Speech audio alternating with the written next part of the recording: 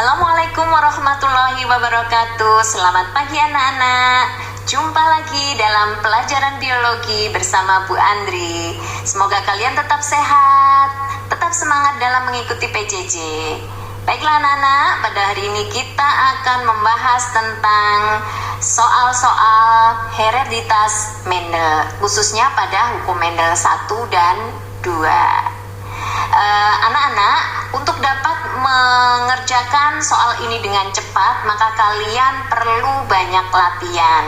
Jangan bosan-bosan kalian membuka-buka soal-soal yang berhubungan dengan hereditas, dan cobalah untuk menganalisis stem soal dengan teliti agar kalian dapat memecahkan soal-soalnya dengan benar. Mari kita mulai. Ikut soal nomor 1. Pada tanaman ercis, bentuk biji bulat B besar dominan terhadap bentuk biji lonjong B kecil. Warna biji hijau H besar dominan terhadap warna biji kuning H kecil. Persilangan antara tanaman ercis bentuk biji bulat warna hijau heterosigot sesamanya menghasilkan 160 keturunan. Berapakah jumlah individu yang bergenotif sama dengan induknya? Baiklah, kita akan analisis stem soalnya dulu.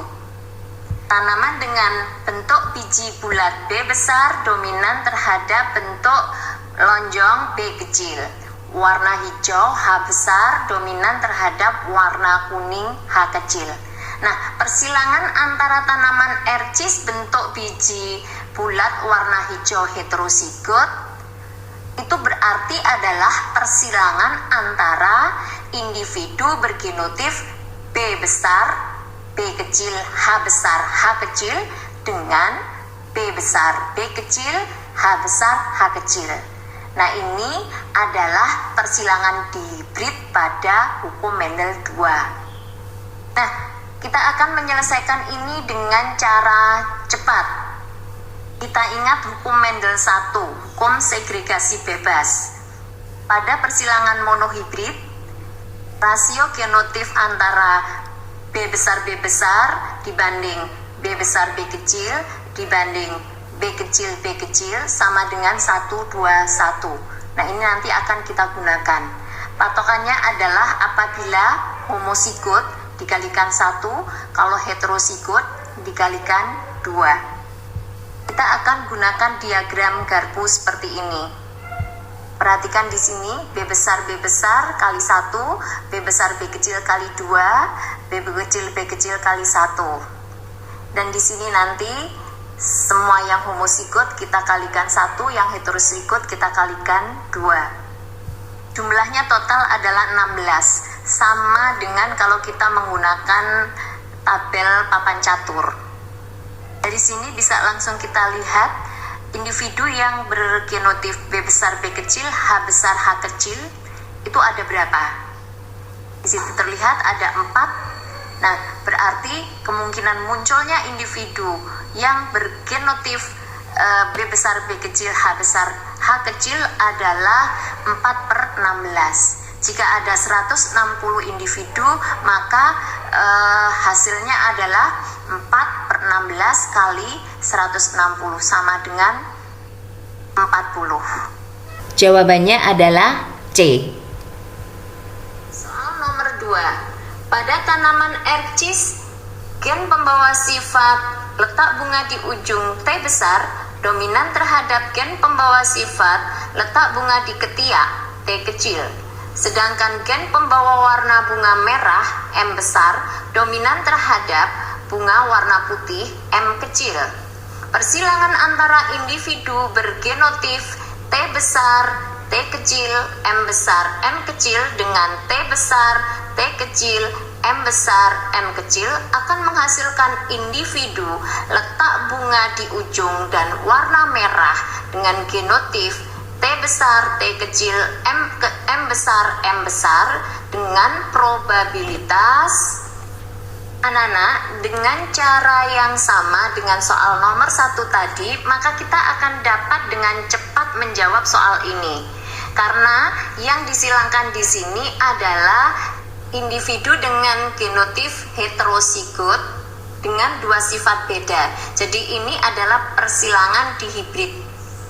Kita tinggal melihat genotip yang diminta oleh soal. Karena di sini yang diminta adalah T besar, T kecil, M besar, M besar. Di mana di sini T besar, T kecil itu heterozigot, M besar, homozigot. Maka T besar, T kecil itu 2, M besar, 1. 2 kali 1 sama dengan 2. Sehingga probabilitasnya adalah 2/16. Mudah bukan? Kalian bisa perhatikan diagram berikut ini. Soal nomor 3. Bunga pukul 4 memiliki variasi warna merah, merah muda, dan putih. Persilangan antara tanaman berbunga merah muda dengan bunga warna merah muda menghasilkan keturunan 113 warna merah, 129 warna putih, dan 242 warna merah muda. Hipotesis yang tepat berdasarkan hasil persilangan ini adalah, kita lihat di sini persilangan antara tanaman berbunga warna merah muda dengan merah muda, berarti yang disilangkan adalah tanaman dengan genotip M besar, M kecil dengan M besar, M kecil. Gamet yang terbentuk adalah M besar dan M kecil. Maka hasilnya adalah M besar 1, M besar M kecil 2, M kecil 1. Nah, di sini didapatkan warna merah 113, kemudian merah muda 442, kemudian warna putih 129. Nah, ini setara dengan perbandingan 1:1. Maka kesimpulannya bahwa pada persilangan ini ada sifat intermediate, di mana merah tidak dominasi penuh terhadap putih. Jadi merah dan putih ini sama kuat sehingga muncul warna merah muda. Jadi hipotesis yang cocok adalah gen warna merah dengan gen warna putih sama kuat. Soal nomor 4. Pada varietas kentang, gen R besar mempengaruhi warna kulit merah, dominan terhadap gen R kecil yang mempengaruhi kulit berwarna coklat. Dan gen S besar mempengaruhi kandungan pati tinggi, dominan terhadap gen S kecil yang mempengaruhi pada kandungan pati rendah. Persilangan antara kentang A dan kentang B diperoleh keturunan dengan fenotip kulit merah kadar pati tinggi, kulit merah kadar pati rendah, kulit coklat kadar pati tinggi, kulit coklat kadar pati rendah dengan perbandingan 1:1:1:1. Nah, yang ditanyakan adalah genotip endok yang disilangkan. Yang mana yang benar? Cara cepat untuk dapat menjawab pertanyaan ini adalah dengan menjumlahkan dulu rasio perbandingannya. Jadi di sini ada 1:1:1:1. Itu jumlahnya adalah 4. Nah, 4 itu bisa 2 kali 2 atau 4 kali 1. Artinya jika kita akan meramalkan genotip endok, maka kita harus meramalkan jumlah gamet yang terbentuk dulu. Nah, 2 kali 2 itu berarti gamet yang dibentuk oleh induk jantan 2, gamet yang dibentuk oleh induk betina 2.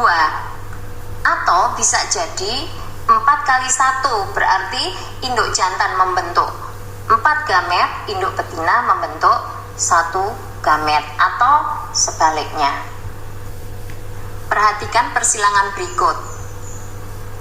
Ada 2 persilangan di sini, 4 kali 1 dan 2 kali 2. Kedua-duanya menghasilkan perbandingan keturunan atau F1, 1:1:1:1. Nah, tinggal di pilihan jawabannya yang mana yang diinginkan. Kalau dari soal ini, kalian bisa langsung menganalisis option yang disediakan. Option A, R besar, R kecil, S besar, S kecil, ini 4 gametnya. R besar, R kecil, S besar, S kecil, ini gametnya 2. Berarti tidak mungkin. Yang B sekarang, 4 kali 4, 16, ini tidak mungkin. Yang C, 4 kali 2, ini juga tidak mungkin. Yang D, 4 kali 1. Nah, ini jawabannya. Kita periksa yang E, 4 kali 2. Nah, berarti jawabannya adalah D.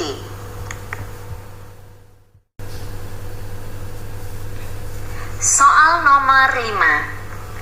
Marmut hitam galur murni disilangkan dengan marmut putih galur murni, menghasilkan keturunan seluruhnya hitam.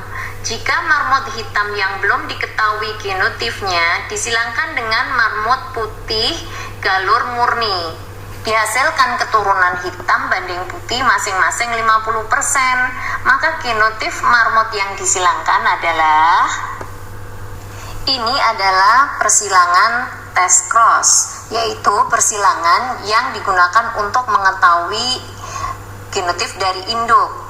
Nah, jika di sini disilangkan marmut hitam galur murni berarti H besar H besar.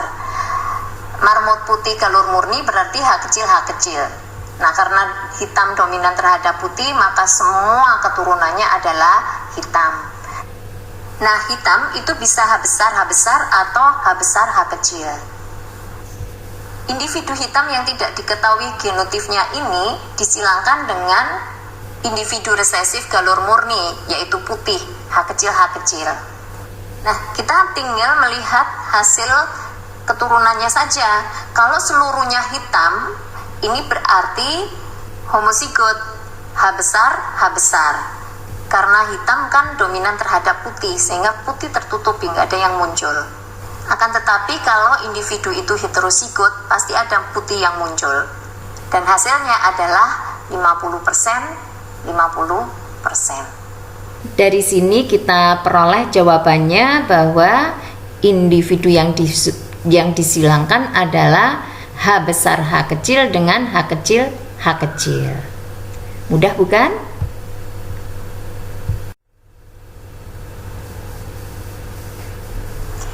Demikianlah tadi anak-anak, kita telah menjawab 5 macam soal yang berbeda tipenya. Nah, untuk selanjutnya Ibu harap kalian mencoba untuk membuat soal. Ya, sebanyak berapa? 5 saja. Buatlah 5 soal, kemudian usahakan untuk dapat menjawabnya sendiri. Pisahkan antara soal dengan jawabannya. Nah, nanti pada pertemuan yang akan datang kita akan putar. Kalian coba untuk mengerjakan soal yang dibuat oleh teman kalian sendiri. Sehingga nanti kalian sudah belajar membuat soal, membuat kunci, lalu kemudian mengerjakan soal yang dibuat oleh teman kalian sendiri. Nah, saya kira latihan itu akan cukup mengasah kalian untuk terlatih dalam memecahkan soal-soal yang berhubungan dengan hukum Mendel 1 dan hukum Mendel 2. Selamat bekerja. Wassalamualaikum warahmatullahi wabarakatuh. Sampai jumpa. Sehat selalu.